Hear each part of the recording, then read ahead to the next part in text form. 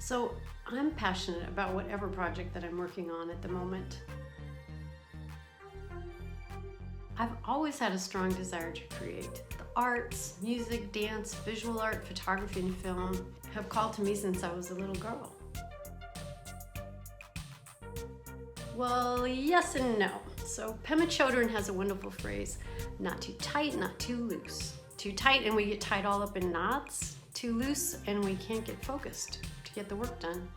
What we're passionate about can fuel us, giving us energy to be productive, but it can also overwhelm us and sweep us away. Being curious about what state I'm in the moment creates some space around what I'm doing that helps me to stay in the middle ground of not too tight or not too loose.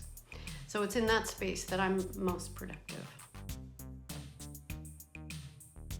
I'm not sure that it does, at least not every day. Some days I feel passionate about what I do, others not so much. I just try and show up for the work that needs to be done, no matter how I feel. And if I still can't plug into the energy of passion, then I've learned that it's time to take a break and play. So I move my body, play a game, call a friend, go get inspired by art. Anyway, all those things help me to reconnect to the energy that got me started in the first place. Yes, I've dealt with that in many different ways throughout my life, but the way that seems to work best is to wish those people well and know that I am pursuing the thing that gives my life meaning and purpose for me. Most of the time, those who don't understand are just not capable of understanding because of the perspective that living their life has created for them. I also try to focus on those who are supportive. It's hard sometimes as our minds have this negativity bias. So that means that if there are 10 good things that happen to you in a day and one bad thing, guess what your mind tends to focus on, right? The bad thing. So to consciously soak up the supportive feedback helps me to mitigate that one negative voice that, if left to its own devices, would drown out the rest.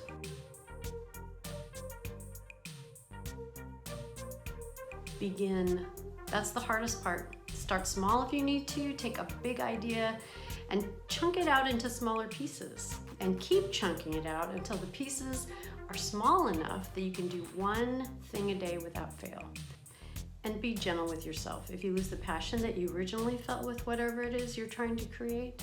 Because in life as in love, passion, it comes and goes. There's always a point where you think you're crazy to have done this thing. For more on that, see Austin Kleon's Life of a Project at austincleon.com. But anyway, if you can make it through that phase by just putting one foot in front of the other, one little chunk at a time, you'll make it. Of course, it never turns out how you originally planned, but your abilities will have increased because you've done it.